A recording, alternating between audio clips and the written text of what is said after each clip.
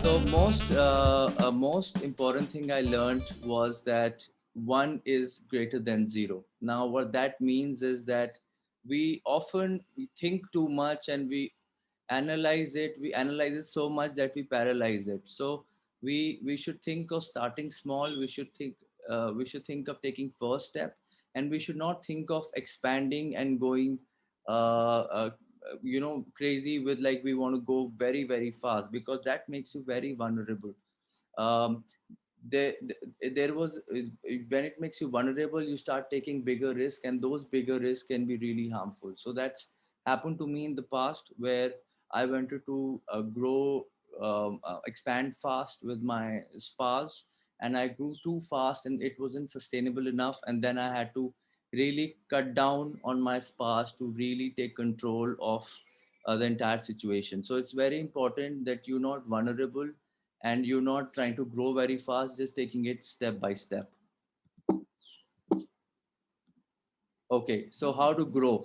So I found out two ways how to grow. This is one of the billionaires I know from the US. He told me, Arpit, if you want to grow, there are two things, OPE and OPM. So I asked him what that is, and he's like, other people's expertise and other people's money.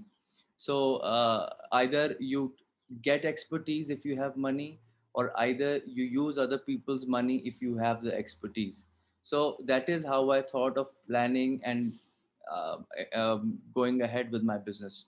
So then came 2008 when I started, and as soon as I got into my business, as soon as I registered my company, I took a space in one of the franchise India exhibitions, which used to be quite great at that point in time.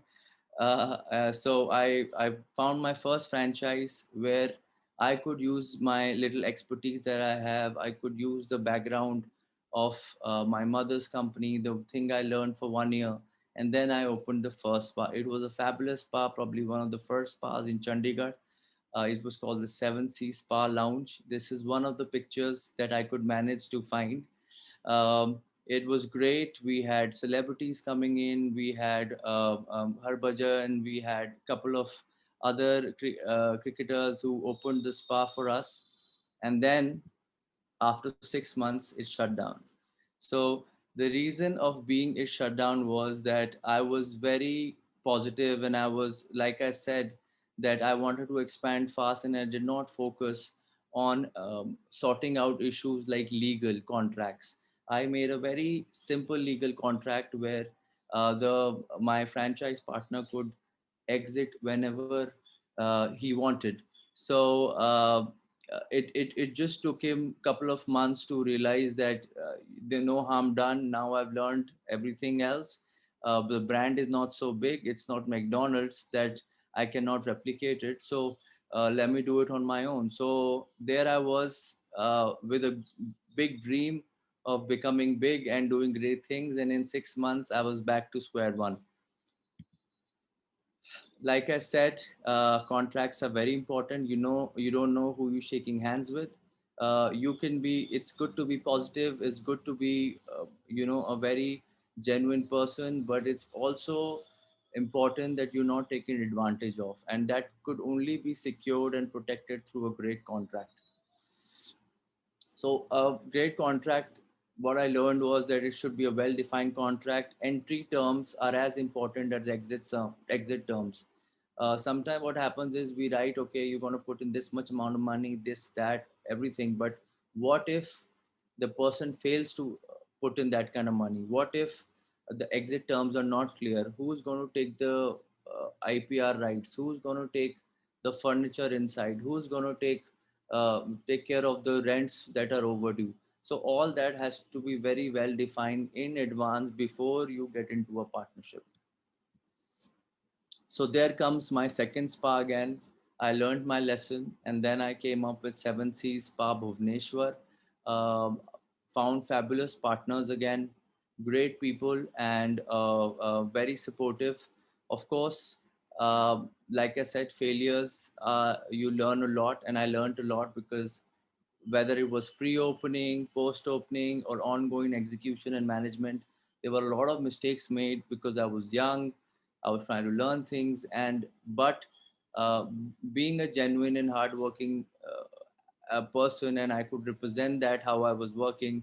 My partners were okay if there were some errors made, and they let it go. They let it slide by and keep it work. And till today, I have this spa running in Bhubaneswar in Spal Heights Mall. So the story started from there. One happened, second happened, third happened, and so on. I started franchising and built up a chain of spas.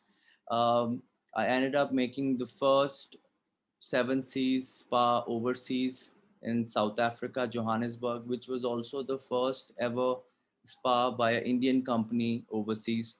I did that.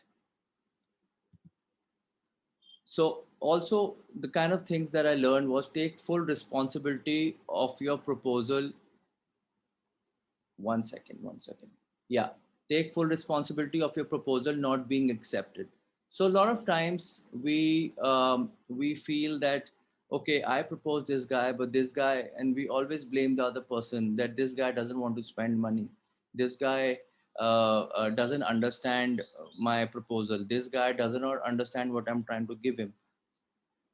I believe that's not how it works. I believe that you should take full responsibility of what proposal you had, and if you've been rejected, that means that maybe your financials wasn't right. Maybe your concept wasn't good enough that he would have said, yeah, given it a green light. Maybe your face is not good enough that you can take care of that kind of money that you are asking for. So it is very important that you constantly improve, constantly get better, constantly understand where you are lacking. Because how I understood this was that when I used to go for a meeting and propose my spa, I used to see that the guy already owns like a five-star hotel or a shopping mall, or he's a big guy. He's financially well versed, and probably he's coming down from a Mercedes or a BMW. But when I'm asking for the same amount of money for the spa to open for a franchise, he is rejecting it. So it's not that he doesn't have the money. It's not that he cannot spend that money.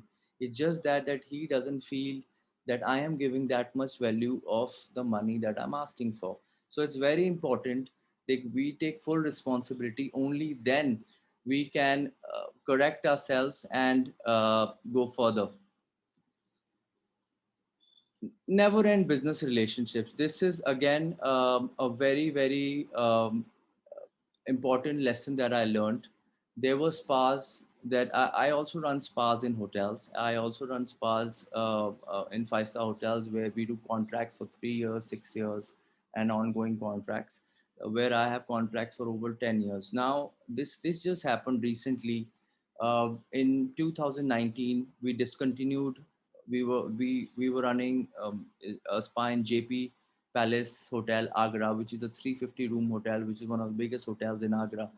Um, and they wanted that, Arpit, we've been doing business for you 10 years. We have another proposal. We want to work with them. I tried very hard to um, save my contract. I, had multiple meetings, but at one point in time, they started ignoring my calls and my emails, and finally they discontinued the contract and they went with someone else.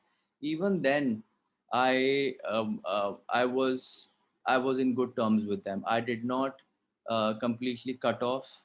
I used to now and then on LinkedIn, I used to keep in contact with them, or they used to start. I could see that they are reciprocating as well.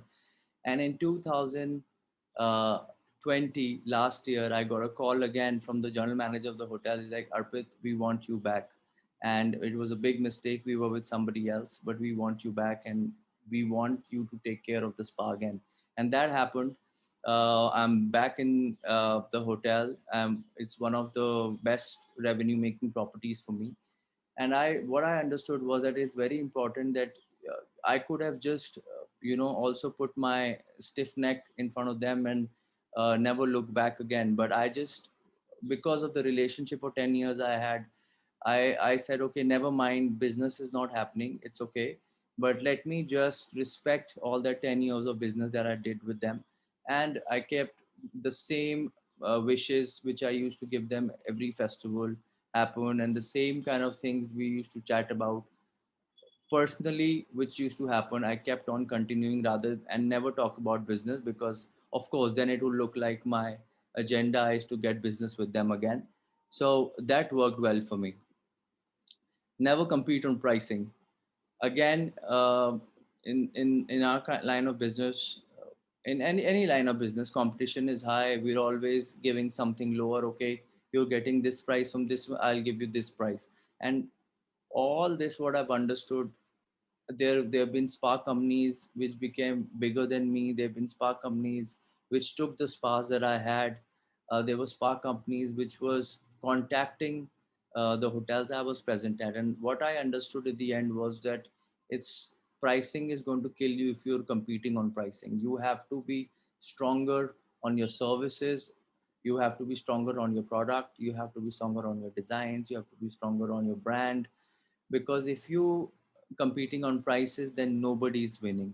You are not winning because maybe you are going to just start working on a 5% or a 2% or a 10% margins. Same thing for your competition, and at the end of the day you won't be saving anything. Only the unit or the business you wanted, but then nothing coming back to you. So it's important that you make focus on making other things stronger rather than just pricing. Expansions are important, but sustainability is more important. Like I said, there was a time I almost had 35 spas. I expanded fast uh, because of my company business, my business models, and everything. But I realized that I went so fast that I could not sustain that business. I could not train my therapists so fast that I could place them everywhere. And shortly after, I started having so many service problems in my spas that I had to really cut down, take everything on a back foot, and start again, reboot again, and start again. It is like they say that it's important that sometimes you have to take a back foot to take a front foot again. So I had to take a back foot, shut down a couple of spas which were not working out for me because they were probably difficult locations, or the spa itself was not doing well. I could not put on so much of focus on every spa, so I had to cut down it, bring it down to from 35. I brought it down to say 17 spas, and then I built a sustainable model to grow further in my business. Same thing, sometimes you have to take a step back to take a step forward.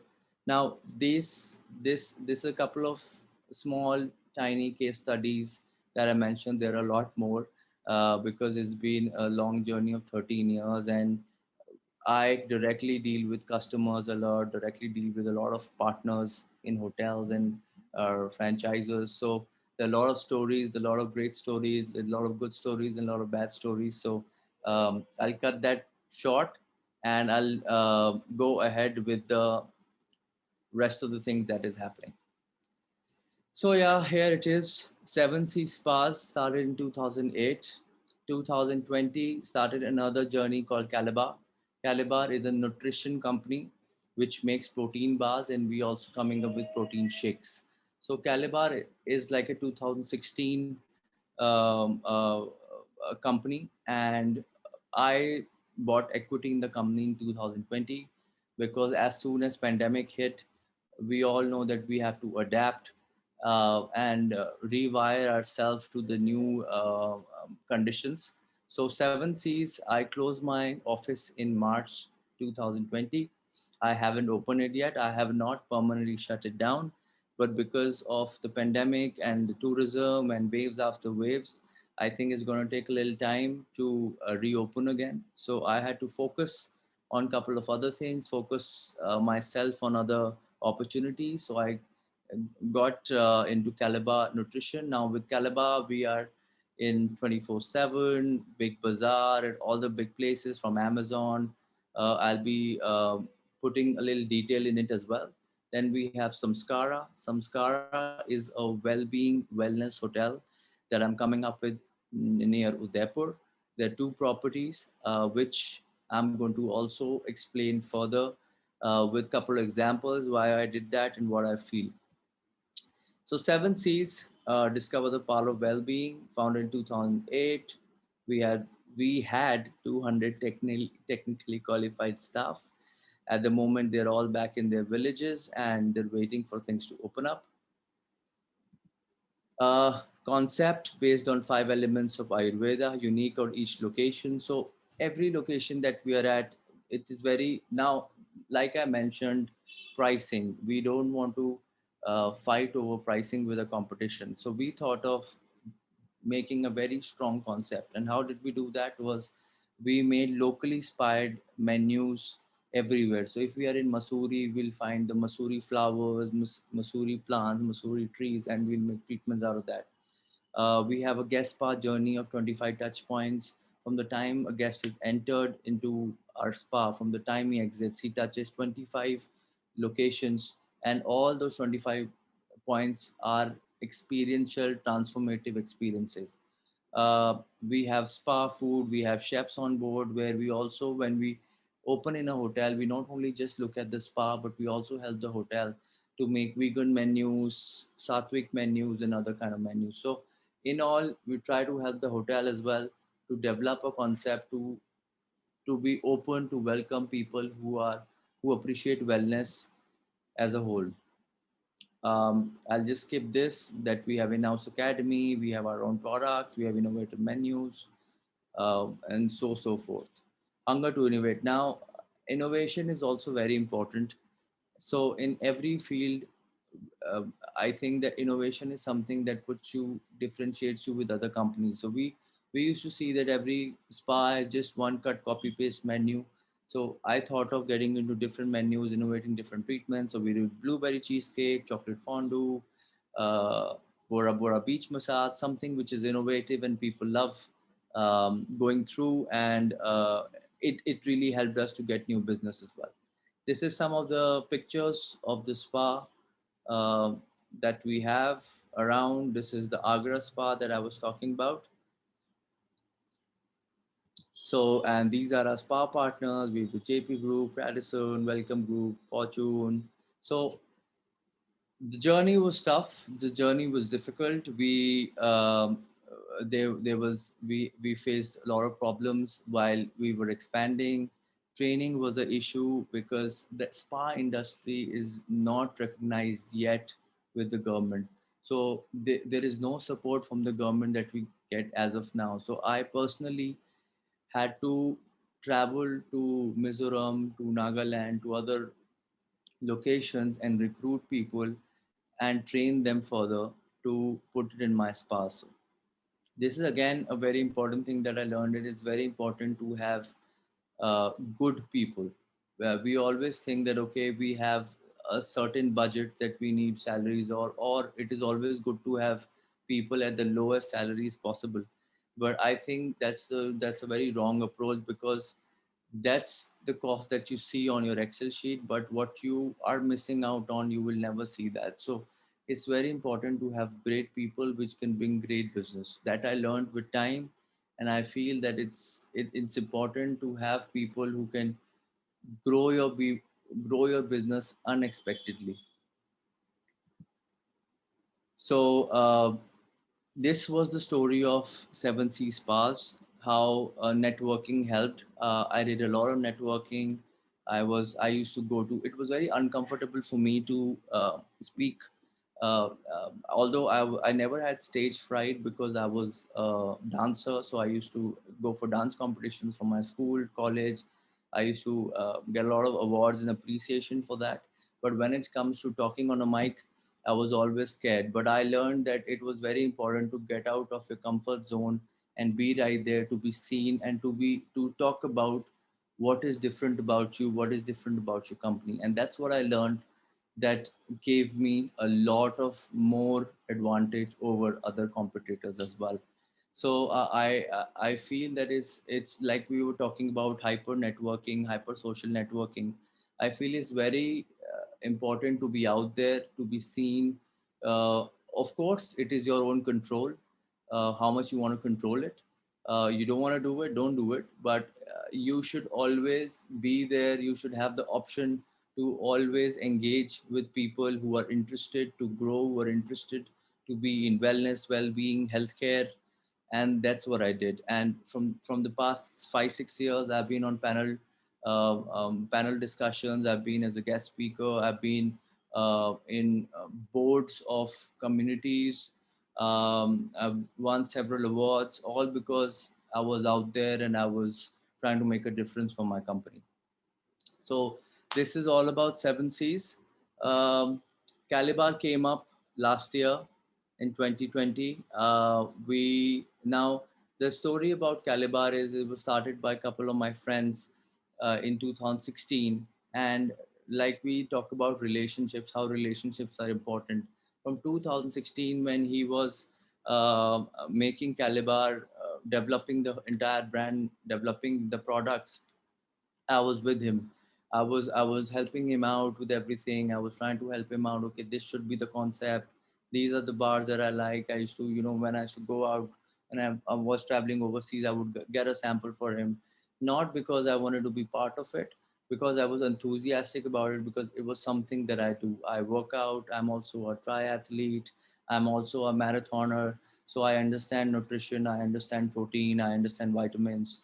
So I was very excited that he's coming up with this. Now, this whole entire relationship kept on building, and in 2020, when he had a opportunity to bring someone on board, I was the first one he contacted, and I brought in I got in as a sweat equity partner, as well as with me I roped in a couple of financial partners as well. So all in all, relationships, helping your friends, helping people, unconditional help to people can help in other ways. Maybe not directly, but indirectly. Maybe today, tomorrow, or maybe in some other case. So building relationships, that's what I learned from my mother, that building relationships is very, very important. Caliber protein game strong. These are the bars. There are 4 bars that we have with 20-gram protein. One of the first protein bar companies in India. There was one in Max Protein, and then came on this, and then we now have Yoga Bar and other competitors. These are the events that we do. Whenever I go for my marathon or triathlete, I make sure other people also who are running with me, I pass them on the bars as well, so they can enjoy it and experience it as well. Retail, we're in a lot of places for retail. GNC, all this took a lot of time. We're right now repackaging everything because pandemic has changed the entire thing.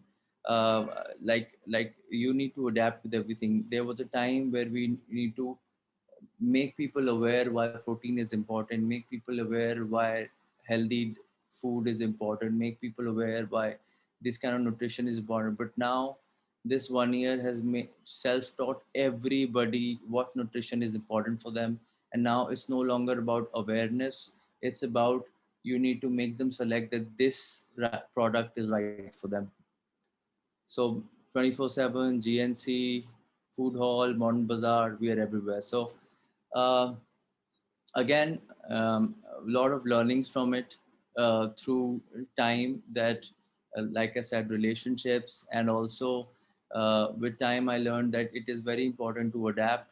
The spa business is not working at this point, but some revenue generating streams I've created, which is helping me to focus and keep my well-being in place, because getting up in the morning with no work is quite stressful.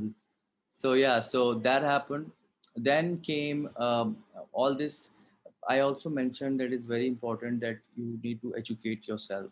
It is very important that we feel like, for example, I've been into spa business, wellness business for 13 years, and I know everybody in the industry from top to bottom, spa owners, salon owners, gym owners, uh, um, managers in these fields, or you can say experts in these fields.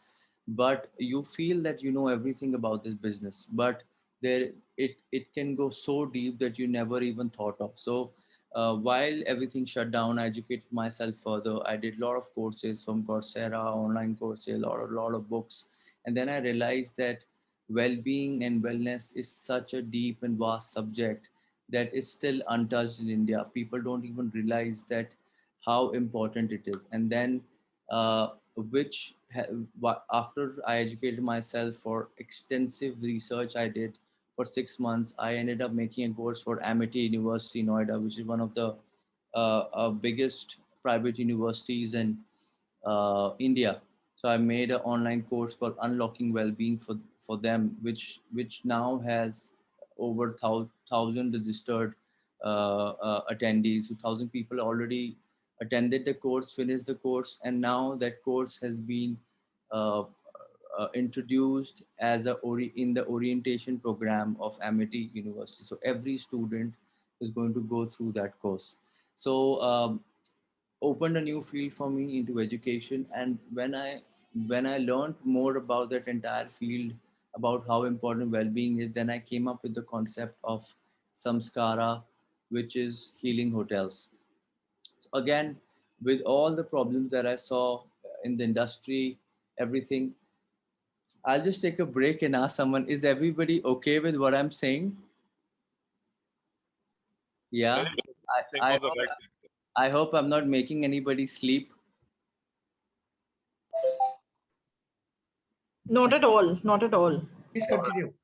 All right, because it's all about wellness and well-being, and I know it's not everybody's cup of tea. So if I'm going into much detail, please let me know. Not at all, Arpit. Please go on. As a matter of fact, it's a very inspiring story, and I'm loving the way that you are explaining all your journey and those little steps, and including your failures, which is really helping us learn a lot. Please go right on. Thank you. So yeah, so all these 13 years, the problems I saw in the industry was again price, disconnect. Uh, you go to a Radisson, you go to a spa, you're going to a spa for your well-being, for your wellness, and then you eating butter chicken. So the synergy was not there, which I felt was not helping people to really experience wellness.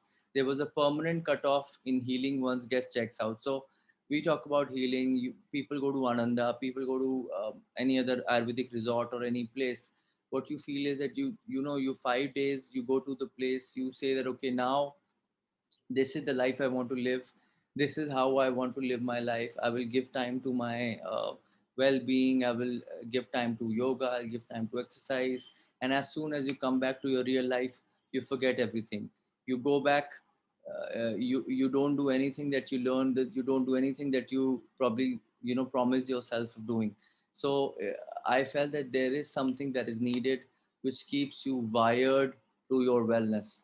Wellness is happiness. Happiness is lost in 3 months. Now, there is a very fantastic and fabulous study which says that our happiness equilibrium is we on a state of normalization always.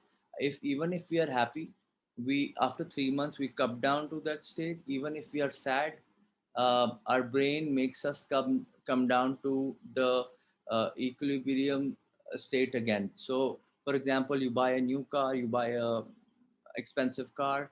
3 months you will love it. 3 months will be great, and then you'll be like, okay, theek hai yaar, I have this car, so what? So soon you will be back to the base level of happiness.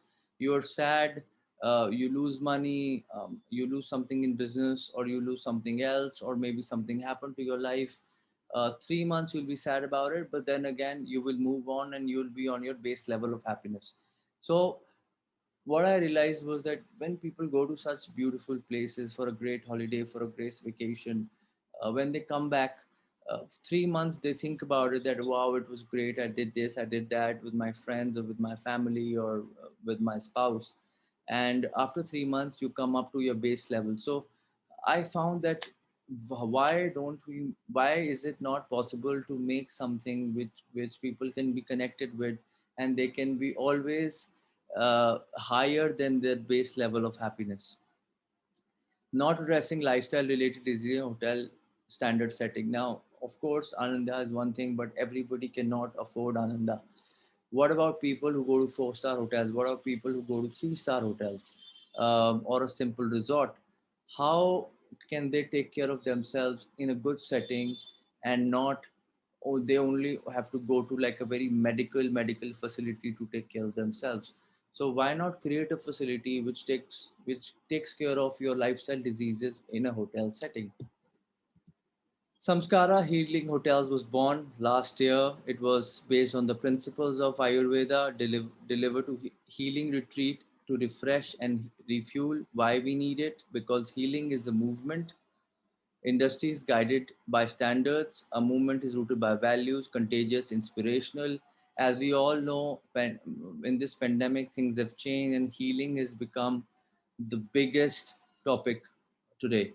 Healing is a luxury. First, it was all about pampering, but now it's about healing. So, people want to spend the most amount of money, and it is the most luxurious because now just having experiences does not contain healing is not enough and is not luxury anymore. Healing is also wisdom because when we how we're going wiser every year, we understand how important is health and healing. uh, Again, samskara, embracing and connecting two worlds, because I saw the gap that there was a gap between modern luxury and ancient wisdom of healing. So it was very important to connect the two. Now all this came in, like we spoke earlier, that quantity is better than quality in the beginning, and that's what I did. 13 years of my life, all the quantity that I generated. Now I'm trying to create a very highly expertise body of work, which is Samskara Healing Hotels, which will help to get all the knowledge that I brought in, all that experiences, all the transformative experiences that I can give to people to this concept. Mindfulness, pamper to healing shift. Earlier it was about pampering, now it's about healing. Manage your energies, which is very, very important. Reinforce appreciation to regular guests. Now, when I was talking about pricing, there are hotel companies where the tariffs are low, the tariffs are high, but I'm not going to be competing with them. I'm not going to be competing with their tariffs. I'm going to be having my own tariffs according to my own transformative journeys that I'm creating here. So with all these things that I've listed down, this defines my tariffs, not the what is the hotel next to mine there. How do we do it? Unlocking well-being. It is a combination based on yoga, meditation, kindness, sleep strategies to better habits. So it is a combination of scientific things that has a scientific evidence. Everything has a scientific evidence, and on those basis, the entire concept has been created. Little steps make a grand winning. Like I said, that one is greater than zero. Step by step, we have to make people reach their transformative experiences. People should reach there. So if there are steps after steps after steps, like a welcome kit, active interior features, menus, everything, which in a whole will give that grand winning to people. Corporate healing programs, healing for leisure, uh, everything will have a story. It's very important where this idea has resonated. What, like I said, there are going to be like 25, 35 products in the room. Every product is going to have a story, and that's how I feel that every product, what we are coming out with, should have a very strong story which tells customer that why you wanted this, why you have this, so it does not look like any other product available in the market. Like I said, people need to be connected to wellness. How they're going to be collected? There's going to be your daily well-being coach. There's going to be like a life school where people are going to learn about things which they don't learn in school. There's going to be short courses. There are going to be courses like how to be a good parent, how to take care of your gut health, how to take care of your mornings, short courses which helps you to take care of your daily routine, daily life, and to grow further what you do. Benefits to guests, what they will get. It's very important because that's what the hotel wants to see, and that's where you add your value. So everything that you do should have a value from where. you can derive your proposal, other than just putting some products, putting a price on it, and asking for that price from the hotel, which never works out because there's always someone better who's giving better products than you. Strategic partners, this is also one of the things I've learned is it's not always you going ahead alone. It's also very important to take everybody along with you on your growth journey. So it is important to have those kind of strategic alliances which help you further and you can grow with them. So Cardinal Hotels is a big chain. They're going to be the wellness partners as a hospitality partner, where my expertise is less and wellness expertise is more. And there's going to be Shobit University, which is one of the good Ayurvedic universities in India. They're going to be my knowledge partner who's going to give me. So of course there's a gap between what has been researched in Ayurveda and what has been executed. There is so much information which is not flown, which is still stays in universities, in Vedas, in labs. It doesn't come out on commercial use. So that was the whole idea of bridging that gap and bringing all that to the table. These are some individuals, some great individuals who are part of the program, who will be in the healing hotels, making festivals, taking care of consultancy, taking guests to another level with their experiences. I'll be sharing this as well if someone wants to check it out. So yeah, this was about the entire presentation about how I started, presently what I'm doing, and the future where I want to take it. And yes, that's about it.